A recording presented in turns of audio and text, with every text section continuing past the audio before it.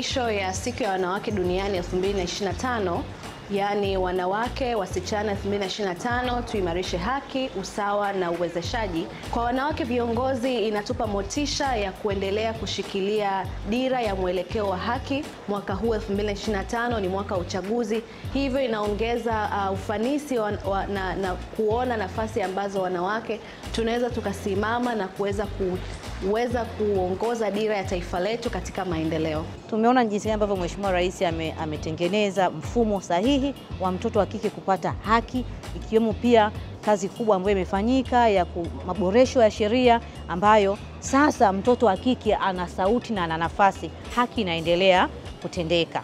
Rais Samia kwangu mimi ni mtu ambaye namwangalia, na kutokana na kauli mbiu ya mwaka huu, Mama Samia amejikita katika kuhakikisha kuna haki sawa baina yetu, kati ya wanawake na wanaume, kati ya binadamu na binadamu.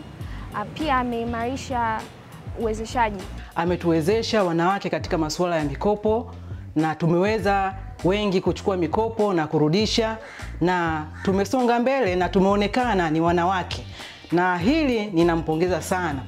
Yeye mwenyewe kuwa rais mwanamke inaleta chachu kwa wanawake wengine kuona kwamba uongozi ni kazi ambayo ama ni jukumu ambalo mwanamke anaweza akalifanya vizuri kabisa, lakini pia inabadilisha mtazamo wa jamii nzima kuhusu wanawake na kushiriki uongozi. Moja ya sifa kuu ambayo binafsi inanivutia kwa kiongozi wetu huyu mahiri ni sifa ya uthubutu.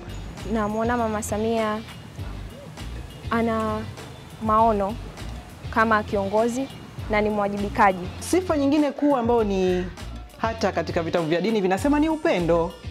Ukiwa na upendo, basi mambo yote yataenda sawa. Upendo hauchagui wala haubagui. Kwa nafasi yake kwanza ameweza kushawishi kwamba uongozi wa wanawake unawezekana na unaonyesha mafanikio makubwa. Mheshimiwa Rais wa Jamhuri ya Muungano wa Tanzania, Daktari Samia Suluhu Hassan. Heri ya siku ya wanawake duniani mwaka 2025. Tuimarishe haki, usawa na uwezeshaji.